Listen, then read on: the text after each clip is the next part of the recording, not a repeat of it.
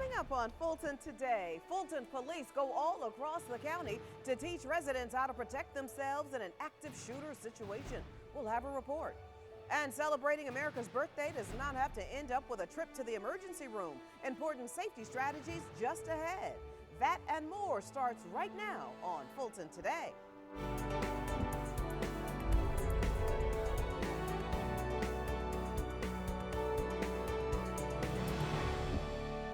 Welcome to Fulton Today, everybody. I'm Shania Chavis-Rucker. So just how would you react if you found yourself in a similar situation as what happened in Orlando? Well, Fulton police are trying to prepare residents for such an active shooter situation. FGTV's Priscilla Ortega has our story. Before the shootings in Orlando, Fulton County Police had already started training residents and staff about what to do in the case of an active shooter situation. But since that nightclub massacre, police from all over the region have really gotten the attention from residents who want to know exactly what to do if the same thing happened to them. When we see something like this, it's not normal. It has become a captive audience for all law enforcement agencies. Our brain is not going to rationalize some kid running down the hallway with a shotgun. Every time they now present their active shooter seminar. With the images of what happened at the Pulse nightclub in Orlando still fresh in the minds of many, some seniors at the Benson Senior Center now wonder if this too could happen to them. Sometimes seniors just think that it won't happen to me, it won't happen here, and there's a good possibility that it could happen here. Police played 911 calls from previous incidents to help illustrate the right and wrong way to communicate to operators. Officers say there are 3 stages of disaster response: denial, deliberation, and that decisive moment. It's a lesson county staff wanted their patrons to learn. You need to be able to practice in your head and know what you're going to do if this type of situation should take place. How do you keep yourself and your friends and your family safe? You never know where or when, and that's one of the things that came out of the session. It's just something that can happen any place and at any time. Police say perhaps one of the most important things to remember is if you see something suspicious, say something immediately. Call 911 and get law enforcement to handle the rest. Reporting from downtown Atlanta, I'm Priscilla Ortega for FGTV. Thank you very much, Priscilla. Meanwhile, this holiday weekend, the entire nation will be on alert, especially those in large crowds this July 4th weekend. But our Fulton Fire Chief, Mr. Larry Few, is joining us now to make sure that all of us have a safe holiday weekend. Chief, welcome back to Fulton Today. Thank you. My pleasure being here. Well, typically your department gets involved when it relates to those fireworks, and the legally purchasing fireworks in Georgia is still relatively new. Tell everyone what types of fireworks they can purchase. The laws have changed in the state of Georgia as it relates to purchasing fireworks. You can legally purchase them in the state of Georgia now. And those types of fireworks are bottle rockets, sparklers, Roman candles, and the pops. You can purchase them now in the state of Georgia. However, we ask you to really exercise a lot of safety when you do that. And Chief, what should folks be aware of when they're shooting off these fireworks? Well, people should be aware that, first of all, the person that's lighting them should be at least 18 years of age, and you need to be at least 100 yards away from any service station. And also remember that fireworks, they're very dangerous. They can injure you, they can damage property, of which you would be liable for. So you have to be very careful in the use of them. And what about time restrictions? Are there time restrictions for the fireworks? Yes, there are time restrictions. The time restrictions are from 10 a.m. to 1 a.m. on normal days. There are some holidays that you can have extended times. They are July 4th, Independence Day. You can go from 10 a.m. To 2 a.m. And that holiday begins actually on July 3rd. The other holiday is New Year's. So December 31st through January 1st, you can also light them off at 10 a.m. to 2 a.m. All right, Larry Few, Fulton's fire chief, always great to see you, sir. Thank you so much and enjoy your holiday weekend. My pleasure. Now, if you have any questions about fireworks, just log on to the county's Fire and Rescue website page. Residents facing eviction now have a place to turn to get legal help. FGTV's Felicia Church has this story. Home is where the heart is, but when facing eviction, that love quickly turns into a confusing and daunting process. Under Georgia law, once a dispossessory judgment has been entered, a tenant only has 7 days to vacate the premises. That's a short time to plan a defense, but thankfully a program called the Answer Clinic is helping to ease the pain. What the Answer Clinic does is it helps explain to pro se litigants their next step in the process. By the time an answer is required, the person has been served, the individual has been served. They have 7 days to provide an answer. If they do not provide an answer, it is possible they could be evicted up until beginning on the 8th day. So it's important for the citizen to be able to participate with the Answer Clinic to understand what their legal options are. It's a pilot program that started as a result of a need to improve the dispossessory process. In conjunction with the Georgia Law Center for the Homeless, one or more attorneys and volunteer law students are available every Wednesday at the Fulton County Magistrate Court in room TG 100 from 9 a.m. to noon and from 1 to 3 p.m. They are prohibited from offering legal advice, but this is an opportunity for citizens to get legal advice. The clerk's office is a place where it is housed. The Answer Clinic is housed in TG 100, and that's the only the role the court has. The program is already off to a fast start. After helping around 10 people its first week of operation, that number doubled a week later. If you would like more information about the Answer Clinic, you can call the Fulton County Magistrate Court at 404-681-0680. Reporting for FGTV, I'm Felicia Church. Thank you very much. Some high school students get some hands-on experience that they could never get in a classroom. Swear that I will. Swear that I will. Honestly and faithfully. Honestly and faithfully. The rising 10th, 11th, and 12th graders are the newly sworn-in junior deputy clerks. The 6-week summer internship program is an initiative of the Honorable Kathleen Tina Robinson.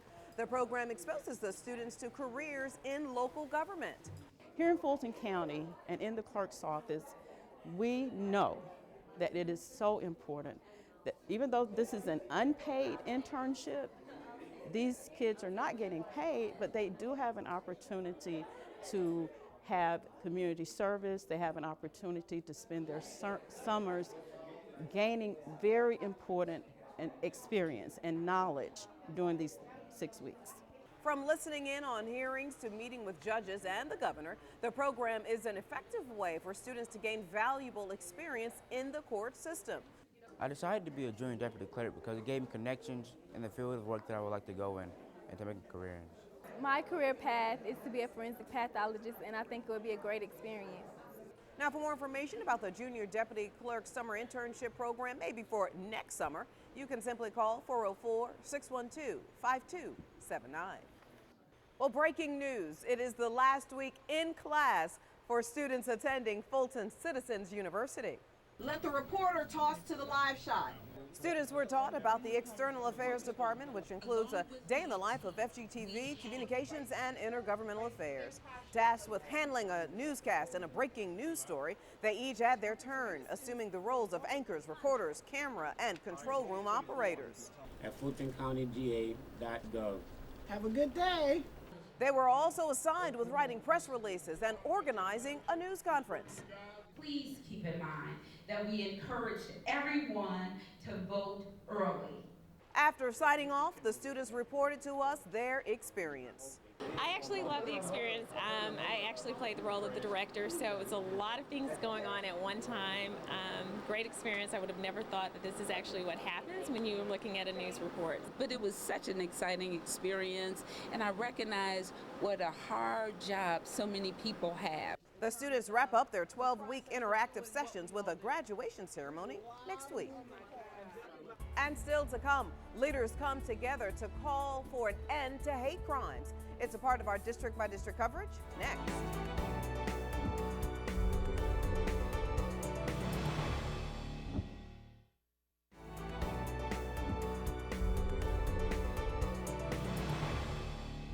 Fulton takes part in a national conference of prominent male leaders, and commissioners join leaders from the faith community to speak against hate.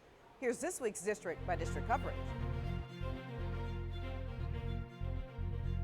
We begin with a wrap-up of the 100 Black Men's 30th National Conference held right here in Fulton County.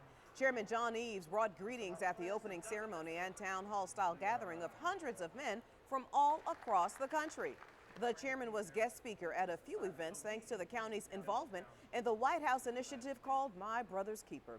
The 100 Black Men organization primary focus is mentoring young African American males. They do great work not only here in the metro Atlanta area but across the country. They've been doing this for 30 years, and so I want them to know that not only are they doing great work, but Fulton County is doing great work, particularly in the area of criminal justice reform. And one of our strategic initiatives is All People Are Safe, and how we are working with the criminal justice community to come about reform, minimizing the number of people in jail, looking at diversion, accountability courts, but also a post-release strategy.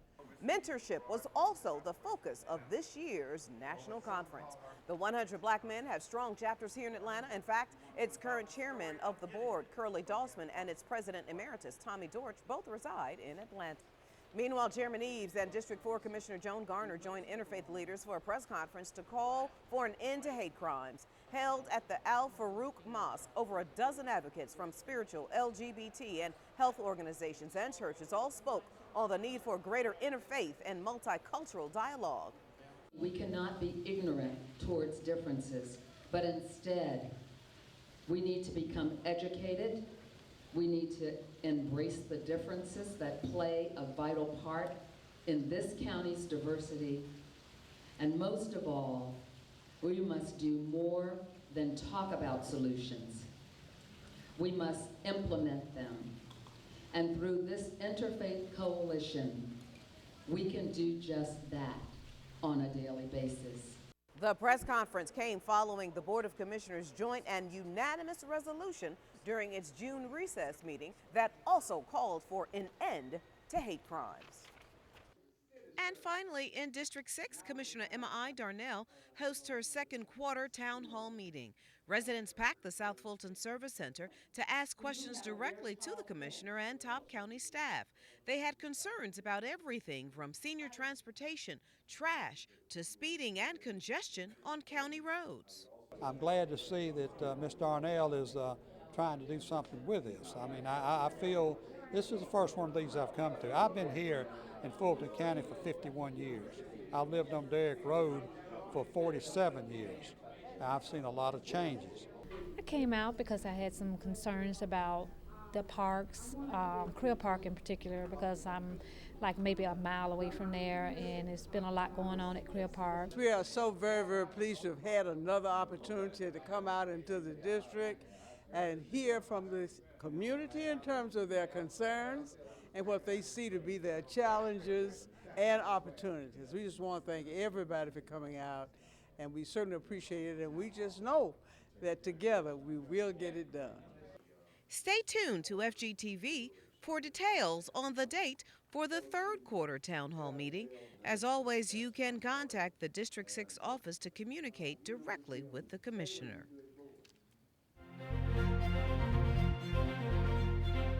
And still to come, the OMG teens learn the pitfalls of fast food eating. We'll explain.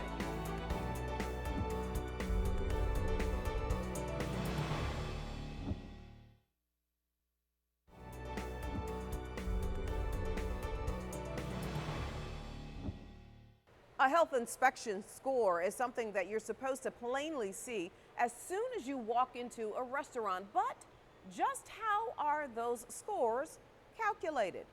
FGTV's Lynn Vaughn has our story. Washing hands appropriately and properly storing food. Those are just two requirements Fulton County environmental health inspectors look for when scoring restaurants.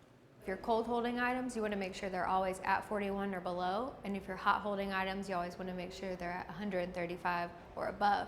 During a recent inspection at Landmark Events Catering, Commission Chairman John Eves went along to see how county inspectors work to make sure residents can safely enjoy what's being served in restaurants. This is a partnership. We want to work with the restaurant industry to make sure that their customers get the best quality in terms of food.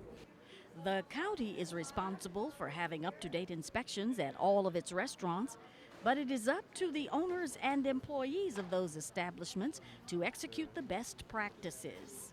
All of our management staff are ServSafe certified. We put everybody through ServSafe, and then our line staff also get training specifically as well. So it's one thing to keep the facility how it looks and clean and nice and all those things, but it's really important that the staff know what they're doing individually.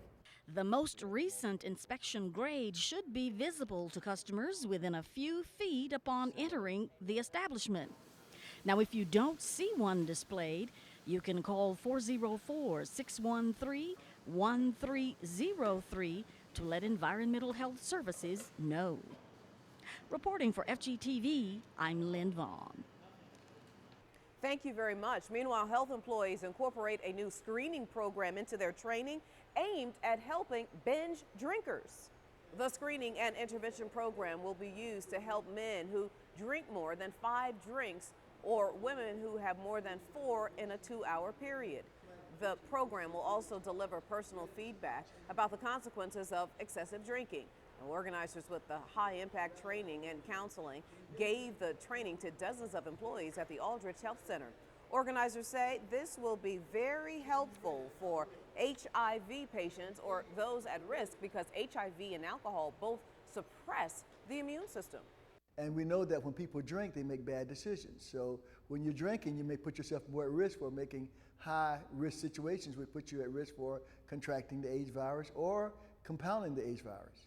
Employees who took the training are now better able to motivate clients to change their drinking patterns.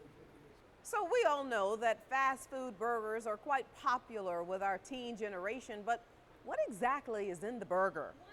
Cooperative Extension agents gave an important lesson on fast food pitfalls during the Fast Food for Teens class at the Northwest Branch Library.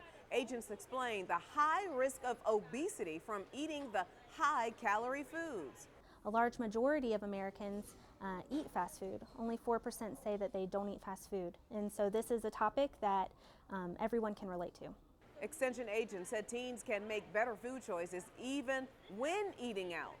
You can get the yogurts, you can buy the apple slices, you can buy the small oranges, and you can get apple juice, water, or even milk, which is what I used in my example, and even just getting smaller versions of fries and smaller versions of the hamburgers are great things to do. Teens were also encouraged to read nutrition labels and avoid added fats and sugars. And for more information on healthy food choices, you can call the Cooperative Extension team at 404-332-2400. And still to come on Fulton Today, we'll introduce you to the new director of the Arts and Culture Department. Stay with us.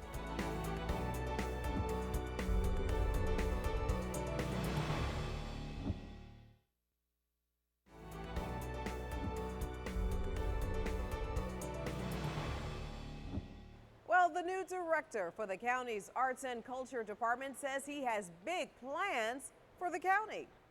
Lionel Thomas has been on the job for several weeks now after coming from Washington, D.C., where he worked his way up from an intern. My experience in arts and culture spans a 30-year history of working mainly in the D.C. metropolitan area. I started off as an intern and through 20 years of work, worked up to becoming the executive director of the Arts Commission. Thomas says he looks forward to elevating arts and culture to even greater heights in the county. He hopes to expand resources in the arts department so more people can take advantage of classes and exhibits available, as well as utilizing some of the arts organizations that the department helps to fund. I'm excited to be here. I'm excited to be a Fulton County resident and to be fighting for the folks here and building the arts and a cultural action agenda here. The Arts and Culture Department provides a wide variety of classes for children, teens, and adults. It also hosts well over 100 annual cultural events and helps to fund a number of art organizations. And finally, a grand performance by young aspiring artists and dancers mesmerizes the onlookers, and it was summer camp. Instructors and kids at the Southwest Arts Center's summer camp celebrated the summer session with an exceptional show. The 5 to 12-year-old students had been practicing for their recital all during their time at the camp. They practice through the 4 disciplines of music, dance, art, and drama. And through these experiences, they combine them all and we do a performance at the end, and they love it, absolutely love it. During the course of the summer camp, students practiced all forms of arts and culture, including dance and acting. The Southwest Arts Center and 3 other arts centers camps just wrapped up, but the Aviation Community Cultural Centers camp, well, that begins July 5th, and it doesn't end until July 31st. For more information, go to fultonarts.org. And before we go, our reminder that we'd like to connect with you online. Check us out on Twitter, Facebook, Instagram, and of course, anytime on our YouTube channel. Well, that does it for this edition of Fulton Today. I'm Shania Chavis-Rucker. Thank you so much for watching. Join us each week for news around and about Fulton County.